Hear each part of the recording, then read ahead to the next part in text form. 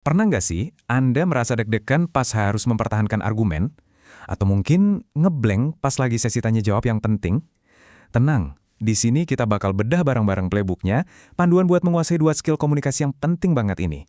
Tujuannya, biar Anda bisa mengubah momen-momen menegangkan itu jadi kesempatan buat bersinar, entah itu di kelas ataupun nanti di ruang rapat. Oke, coba kita renungkan sejenak. Waktu Anda debat atau lagi di sesi tanya jawab, tujuan Anda sebetulnya apa sih? Mau menang adu argumen atau mau benar-benar paham? Nah, jawaban Anda buat pertanyaan ini, itu bakal jadi kompas kita. Ini yang nentuin arah kita pas kita ngebedah dua dunia komunikasi yang kelihatannya beda, tapi sebenarnya saling membutuhkan. Nah, ini dia agenda kita. Pertama, kita bahas dulu soal dialog akademis. Terus, kita masuk ke dunia debat yang kompetitif. Abis itu kita pindah ke sesi tanya-jawab yang lebih kolaboratif. Terakhir, kita bakal rangkum semuanya jadi satu toolkit komunikasi yang bisa langsung Anda pakai. Siap ya?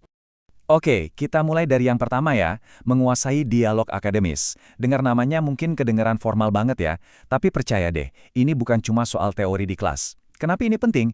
Karena jago debat dan tanya jawab itu pondasi dari critical thinking. Kemampuan ini yang bakal jadi senjata andalan Anda, bukan cuma di kampus, tapi nanti di dunia kerja dan di kehidupan sehari-hari. Ini aset jangka panjang. Nah, biar jelas, kita lihat dulu bedanya apa sih debat sama tanya jawab itu. Gampangnya gini, bayangin debat itu kayak ring tinju. Tujuannya, menang. Anda adu argumen, adu logika, buat jadi pemenang. Nah, kalau tanya jawab, itu lebih kayak lagi bangun jembatan bareng-bareng. Tujuannya bukan menang kalah, tapi kolaborasi, biar sama-sama ngerti. Beda banget kan tujuannya? Oke, sekarang kita fokus ke yang pertama, seni debat yang kompetitif. Anggap aja ini lagi nge-gym, tapi buat otot. Di sini kita nggak angkat barbel, tapi kita ngelatih otot argumen, otot persuasi, sama otot logika. Biar apa? Biar makin tajam dan kuat. Jadi, debat itu intinya apa sih? Gampangnya, ini tuh adu argumen yang ada aturannya. Kompetitif. Tiap pihak itu nggak cuma sekedar ngasih opini loh. Mereka harus berjuang mati-matian buat ngebuktiin kalau pandangan mereka lah yang paling logis, yang paling kuat buktinya. Terus, tujuannya apa kita capek-capek debat? Oh, ini penting banget. Debat itu semacam latihan intensif yang bakal ngubah cara kita mikir. Kita dipaksa buat nggak cuma ngomongin opini, tapi ngebangun argumen pakai data dan fakta. Skill persuasi kita jadi keasah, dan kita jadi terbiasa mikir cepat buat ngasih respons yang pas. Punya argumen kuat itu penting, tapi itu baru setengah jalan. Bagian yang seringkali lebih susah adalah aturannya. Gimana caranya kita bisa tetap tegas sama argumen kita, tapi nyampainya tetap adil dan sopan? Nah, ini nih seninya. Yuk kita pelajari bareng-bareng. Nah, ini dia aturan emasnya, yang paling penting dari semuanya. Tolong diingat baik-baik, serang idenya, jangan pernah serang orangnya. Begitu debat udah masuk ke ranah pribadi, udah deh, logikanya hilang. Debat yang sehat itu fokusnya selalu ke argumen, bukan ke siapa yang ngomong. Ini pondasinya. Terus gimana cara ngerespons yang efektif pas debat? Gini caranya. 1. Persiapan. Ini kuncinya. Data dan logika itu senjata utama Anda. 2. Cara ngomong. Sampaikan sanggahan Anda dengan sopan tapi tegas. 3. Kontrol emosi. Kepala dingin itu selalu menang lawan hati yang panas, ingat itu. Dan terakhir, manfaatin waktu.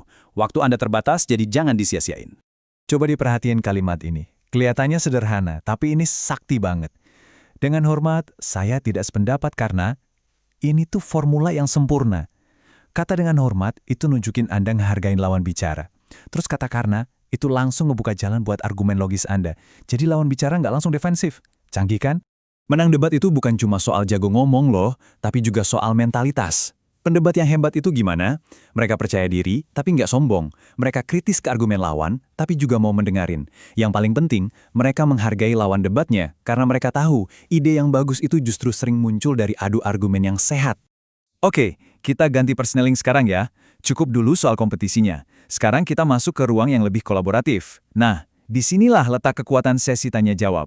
Tujuannya bukan lagi siapa menang siapa kalah, tapi gimana caranya kita bareng-bareng bisa lebih paham. Nah, ini dia inti dari sesi tanya-jawab. Coba bayangin deh momen-momen setelah presentasi, pas seminar, atau di akhir perkuliahan. Momen interaksi langsung itu kesempatan emas. Tujuannya apa? Ya buat nanya yang belum jelas, buat memperdalam materi, biar pemahaman kita semua jadi lebih utuh. Oke, sekarang kita bedah mekanismenya. Sesi tanya-jawab itu kan jalan dua arah ya, jadi kita harus jago di kedua sisi. Gimana cara ngajuin pertanyaan yang bagus, dan gimana cara ngasih jawaban yang berkualitas. Dua-duanya sama-sama penting, biar diskusinya berhasil. Buat Anda yang mau nanya, ada 3 tips penting nih. Pertama, to the point. Pertanyaannya relevan dan spesifik, biar nggak buang-buang waktu. Kedua, sampaikan dengan sopan. Cara Anda nanya itu bisa nentuin jawaban yang Anda dapat. Dan yang paling penting, tunjukin kalau niat Anda itu beneran pengen tahu, bukan mau ngetes atau nyerang. Dijamin, jawabannya bakal lebih enak. Nah, sekarang giliran yang jawab. Gimana caranya biar jawaban kita keren? Pertama, dengerin dulu pertanyaannya sampai tuntas. Pahami benar-benar apa yang ditanya. Kedua, jawab dengan tenang, jelas, dan singkat. Nggak usah muter-muter. Ketiga, kalau emang nggak tahu, ngaku aja. Jujur itu lebih baik, nunjukin integritas. Dan terakhir, jangan pernah ngeremehin pertanyaan. Sesederhana apapun itu, hargai penanya. Ini nih kalimat sakti lainnya. Terima kasih atas pertanyaannya, saya akan cari tahu lebih lanjut. Ngomong gini tuh bukan berarti Anda lemah loh, justru sebaliknya. Ini nunjukin Anda punya integritas dan mau terus belajar. Jawaban jujur kayak gini jauh lebih bisa ngebangun kepercayaan daripada Anda maksain jawab tapi nggak awur. Oke, kita udah melewatin arena debat yang kompetitif dan ruang tanya jawab yang kolaboratif. Sekarang, waktunya kita kumpulin semua pelajaran penting tadi jadi satu. Semacam toolkit atau perangkat komunikasi yang bisa Anda pakai kapan aja dan di mana aja. Jadi toolkit ini isinya apa aja? Ada 5 pilar utama. Pertama, logika. Selalu pakai data dan nalar. Kedua, respect. Ingat, fokus ke idenya, bukan orangnya. Ketiga, kejelasan. Ngomong yang jelas dan ringkas. Keempat, kontrol emosi, jaga kepala tetap dingin. Dan kelima, kejujuran. Nggak apa-apa buat ngaku kalau nggak tahu. Kuasai 5 hal ini dan komunikasi Anda dijamin bakal naik level. Oke, sebagai penutup, saya mau kasih tantangan kecil buat Anda. Semua yang kita bahas ini kan bukan cuma teori buat dihafal ya. Coba deh pikirin interaksi Anda berikutnya, entah itu rapat di kantor, diskusi sama teman, atau bahkan pas lagi ngobrol di rumah. Dari semua strategi tadi, strategi mana yang mau Anda coba terapin pertama kali? Coba deh dipikirin.